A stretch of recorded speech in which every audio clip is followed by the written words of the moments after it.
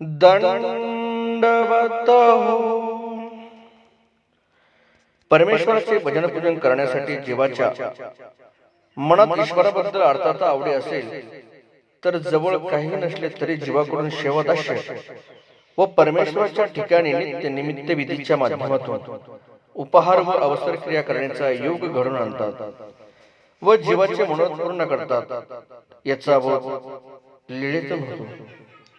सर्वज्ञ श्री चक्रधरस्वामी भिंगार येथे असताना अक्षय तृतीयाचा दिवस होता म्हणून देवाचे पूजन करावं हेतूने एकाईसा, जसमाईसा आणि साधाईसा या तिघी श्री स्वामींच्या दर्शनाला निघाले व देवाला अर्पण करण्यासाठी तिघींनी 3 गुळ बेली अर्थात गुळाच्या लहान मोठ्या आकाराची ठेप घेतल्या व रस्त्याने जात असताना उन्हाळ्याचे दिवस होते म्हणून खूप तहान लागल्यामुळे एक ब्राह्मणाच्या घरी पाणी पिण्यास थांबले व गुळ बेली व पूजा अवताराचे साहित्य तेथेच ओसरीवर ठेवले व पाणी पिण्यास गेले.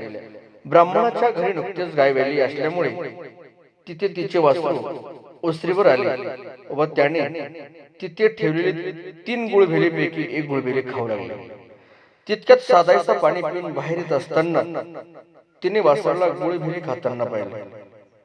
देवासाठी आणलेल्या 3 गुळभेलीपैकी एक गुळभेली वासराने खाल्ली म्हणून आता काय करावे, मी किती दुर्भागी आहे असा विचार करून साधायसाला काही सुचेना. कारण तिन्ही गुळभेली एकसारख्या व एकाच ठिकाणी ठेवल्यामुळे साधायसा विचार करते की आईच्या नावाची खाल्ली का बाईची म्हणजे आपल्या मोठ्या बहिणीच्या नावाची खाल्ली हे काही तिला लक्षात आले नाही म्हणून माझी गुळभेली वासराने खाल्ली असे म्हणून उरलेल्या 2 गुळभेली तिने दोघींना दिल्या व प्रवास करत करत त्या स्वामींच्या दर्शनाला आले व श्री स्वामींचे दर्शन घेतले. मग तिघींनी 3 पुष्पहार समर्पित केले व देवाला उपहार म्हणून दोघींची 2 गुळभेली स्वामींना अर्पण केली. त्याचा स्वीकार करून श्री स्वामी साधायसाला म्हणतात, बाई, ह्या दोघींनी आम्हाला गुळभेली अर्पण केली पण तुम्ही तुमची गुळभेली आम्हाला अर्पण केली नाही असे का? त्यावर साधायसाने घडलेला सर्व वृत्तांत स्वामींना सांगितला व दुःख करून मोठ्याने रडू लागले. यावर श्री स्वामी म्हणतात, बाई रडू नको,